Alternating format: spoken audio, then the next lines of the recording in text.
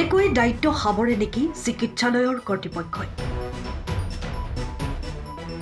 অভিভাৱকহীন হোৱাৰ বাবে এই অৱস্থা ৰোগীৰ। এনেদৰেই এতিয়া পৰি ৰৈছে ৰোগী। শৰীৰৰ পৰা ওলাইছে দুৰ্গন্ধ, তিল তিলকৈ ক্ষণ কৰিছে মৃত্যুৰ।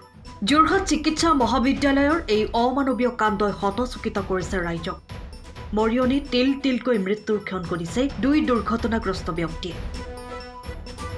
উল্লেখ্য যে যোৰহাট চিকিৎসা মহাবিদ্যালয়ত চিকিৎসাধীন হৈ থকা দুজনকৈ দুৰ্ঘটনাগ্ৰস্ত ব্যক্তিৰ কোনো আত্মীয় স্বজন নথকাৰ বাবেই নিশা টেম্পুত তুলি মৰিয়নি ৰেল ষ্টেচনৰ পাছফালে এৰি থৈ যোৱাৰ গুৰুতৰ অভিযোগ উত্থাপন কৰিছে চিকিৎসালয়ৰ কৰ্তৃপক্ষৰ বিৰুদ্ধে। জানিব পৰা মতে কিছুদিন পূৰ্বে যোৰহাট নাওবৈচা গাঁৱৰ কমল দত্ত নামৰ ব্যক্তিগৰাকীয়ে এখন হোটেলত ৰং কৰি থকা অৱস্থাত ওখ ঠাইৰ পৰা পৰি ভৰি ভঙাৰ ফলত যোৰহাট চিকিৎসা মহাবিদ্যালয়ত কেইবাদিন ধৰি চিকিৎসাধীন হৈ আছিল।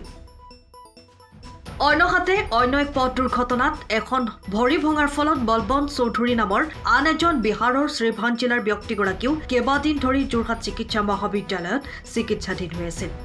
যোৰহাট চিকিৎসা মহাবিদ্যালয়ত কিছুদিন ধৰি চিকিৎসা হৈ আছিল যদিও দুয়োজন ব্যক্তিৰে কোনো আত্মীয় নথকাৰ অজুহাতত যোৰহাট চিকিৎসা মহাবিদ্যালয় কৰ্তৃপক্ষই কিছুদিন পূৰ্বে নিশা টেম্পুত তুলি টেম্পু চালকৰ জৰিয়তে মৰিয়নি ৰেল ষ্টেচনৰ পাছফালে এনেদৰেই পেলাই থৈ যোৱাৰ গুৰুতৰ অভিযোগ উত্থাপন কৰিছে ব্যক্তি দুগৰাকীয়ে। বহুদিন ধৰি একে ঠাইতে এনেদৰে পৰি থকাৰ বাবে ব্যক্তি দুগৰাকীৰ দেহৰ পৰা দুৰ্গন্ধ ওলাব ধৰিছে। এতিয়া প্ৰশ্ন হয়, চৰকাৰী চিকিৎসা মহাবিদ্যালয়ত ভৰ্তি হোৱাৰ পিছত ৰোগীৰ সুস্থ অৱস্থালৈ নোপোৱালৈ এনেদৰেই পেলাই থৈ যোৱাটো কিমান যুক্তিসংগত? কেও কিছু নথকা ৰোগীসকলৰ ব্যৱস্থা ল'ব কোনে? নে এনেদৰেই তিল তিলকৈ মৃত্যুৰ ক্ষণ গণিবলৈ এৰি দিয়া হ'ব? পৰিলে তেওঁলোকৰ ভৰি ভাঙিলে, তেওঁলোকক 108ৰে যোৰহাট মেডিকেল কলেজলৈ লৈ যোৱা হ'ল।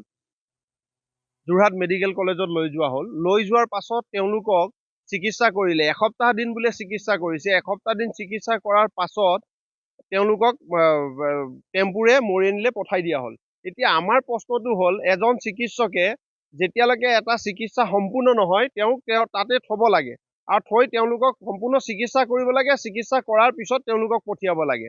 অভিভাৱক নাই বুলিয়েই আজি যোৰহাট চিকিৎসা মহাবিদ্যালয়ে যে দুজন অভিভাৱক নথকা বুলিয়ে তেওঁলোকক এনেকে কৰি টেম্পুৰে উঠাই মৰিয়নি জংচনৰ পিছফালে এৰি থৈ যাব আৰু প্ৰমাণ তাৰ দুখন কম্বলে প্ৰমাণ।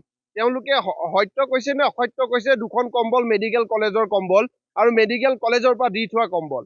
তেওঁলোকে কোৱাৰ মতে যে মেডিকেল কলেজৰ চিকিৎসকে তেওঁলোকক উঠাই দিছে টেম্পুত। উঠাই দিয়াৰ পাছত তেওঁলোকক এই ব্লেংকেট দুখন দি পিনে তেওঁলোকক ইয়ালৈ পঠিয়াই দিয়া হৈছে। সম্ভৱতঃ সেই দিনটোত তেওঁলোকক অটো চালকজনক কৈছে যে মৰিয়নিত ক'ৰবাত কোনো এখন ঠাইত পেলাই থৈ দিবলৈ। সেইকাৰণে তেওঁলোকে ইয়াত চিকিৎসা মহাবিদ্যালয়ৰ পৰা আনি পিনে ইয়াত থৈ গৈছে। এতিয়া আমাৰ কথাটো হ'ল যে তেওঁলোকে আৰক্ষীক খবৰ দিব লাগিছিলে যদি কোনো অভিভাৱক নথকাকে তেওঁলোকক পায়। আৰক্ষীক খবৰ দিয়াৰ পিছত আৰক্ষীয়ে তাৰ ব্যৱস্থা গ্ৰহণ কৰিলেহেঁতেন। এইটো কিন্তু ধিক্কাৰ দিয়াৰ কথা আৰু চিকিৎসক এজনক যিহেতু ৰাইজে ভগৱান বুলি ভাবে। Bureau report, time of Assam.